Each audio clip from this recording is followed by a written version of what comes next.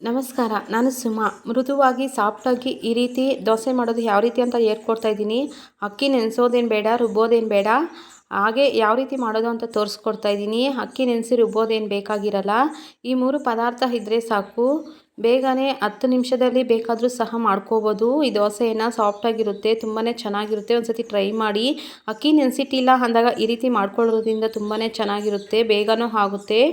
ನೋಡಿ, ಈಗ ಒಂದು ಜಾರ್ಗೆ 1 ಕಪ್ಪಿನಷ್ಟು ಚಿರೋಟಿ ರವೆಯನ್ನು ಹಾಕ್ಕೊತಾ ಇದ್ದೀನಿ, ಬೊಂಬೈ ರವೆ.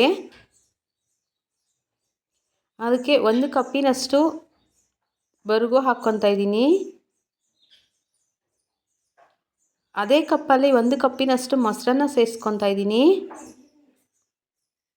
ಈಗ ಅದಕ್ಕೆ ಒಂದು ಸ್ವಲ್ಪ ನೀರನ್ನು ಸೇರಿಸ್ಕೊಂಡು ನುಣ್ಣಕ್ಕೆ ರುಬ್ಕೋಬೇಕು. ಸ್ವಲ್ಪ ನೀರನ್ನು ಸೇರಿಸ್ಕೊಂಡು ನುಣ್ಣಕ್ಕೆ ರುಬ್ಕೋಬೇಕು. ನೋಡಿ, ಎಷ್ಟು ನುಣ್ಣಕ್ಕೆ ಆಗುತ್ತೋ ಅಷ್ಟು ನುಣ್ಣಕ್ಕೆ ರುಬ್ಕೊಂಬಂದಿದ್ದೀನಿ. ಈಗ ಇದನ್ನೇ ಒಂದು ಬಟ್ಲಿಗೆ ಹಾಕ್ಕೋಬೇಕು. ನಾವು ದೋಸೆಗೆ ಯಾವ ರೀತಿ ಮಿಕ್ಸ್ ಮಾಡ್ಕೊತೀವೋ ಆ ರೀತಿ ಮಿಕ್ಸ್ ಮಾಡ್ಕೋಬೇಕು. ಅಷ್ಟು ತೆಳ್ಳಗೆ ಇರಬೇಕು, ಅಷ್ಟು ಮಂದಕ್ಕೂ ಇರಬಾರ್ದು. ನೋಡಿ, ನಾವು ದೋಸೆ ಹಿಟ್ಟು ಬೆರೆಸ್ಕೊಂಡಂಗೆ ಆ ಥರ ಬೆರೆಸ್ಕೋಬೇಕು. ಜಾರನ್ನು ಸಹ ತೊಳೆದ್ಬಿಟ್ಟು ಸ್ವಲ್ಪ ನೀರನ್ನು ಸೇರಿಸ್ಕೊಂಡಿದ್ದೀನಿ. ರುಚಿಗೆ ತಕ್ಕಷ್ಟು ಉಪ್ಪು, 1 ಚಿಟಿಕೆಯಷ್ಟು ಸೋಡಾ, ನೀರು ಇನ್ನೂ ಸ್ವಲ್ಪ ಸೇರಿಸ್ಕೊತಾ ಇದ್ದೀನಿ. ಒಂದು ಸತಿ ಎಲ್ಲ ಮಿಕ್ಸ್ ಮಾಡ್ಕೋಬೇಕು.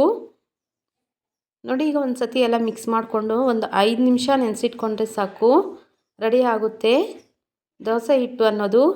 ಬೇಕು ಟೈಮ್ ಇದ್ದರೆ ಒಂದು 10 ನಿಮಿಷ ಆದರೂ ನೆನೆಸಿಟ್ಕೋಬೋದು. ನಾನು ಕೇವಲ ಒಂದು 5 ನಿಮಿಷ ಅಷ್ಟೇ ನೆನೆಸಿಟ್ಕೊಂಡಿದ್ದೀನಿ. ನೋಡಿ, ಆ ರೀತಿ ಮಿಕ್ಸ್ ಮಾಡ್ಕೊಂಡಿದ್ದೀನಿ. ಮಿಕ್ಸ್ ಮಾಡಿಕೊಂಡು ಒಂದು 5 ನಿಮಿಷ ನೆನೆಸಿಟ್ಕೋಬೇಕು. ನೋಡಿ, 5 ನಿಮಿಷ ಆಗಿದೆ. ಟೈಮ್ ಇದ್ದರೆ 10 ನಿಮಿಷನೂ ಆದರೂ ಸರಿ, ಇನ್ನೂ ಚೆನ್ನಾಗಿ ಬರುತ್ತೆ ದೋಸೆ ಅನ್ನೋದು. ನೋಡಿ, 5 ನಿಮಿಷ ನೆನೆಸಿಟ್ಕೊಂಡಿದ್ದೀನಿ.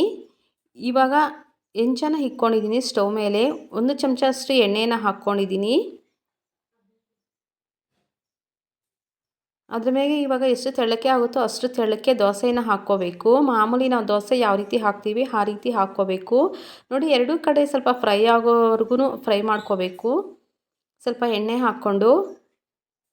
ನೋಡಿ, ರೆಡಿ ಆಗಿದೆ ದೋಸೆ ಅನ್ನೋದು. ತುಂಬ ಚೆನ್ನಾಗಿರುತ್ತೆ, ಟೇಸ್ಟಿಯಾಗೂ ಸಹ ಇರುತ್ತೆ. ಒಂದು ಸತಿ ಟ್ರೈ ಮಾಡಿ ನೋಡಿ, ಸಾಫ್ಟಾಗಿದೆ.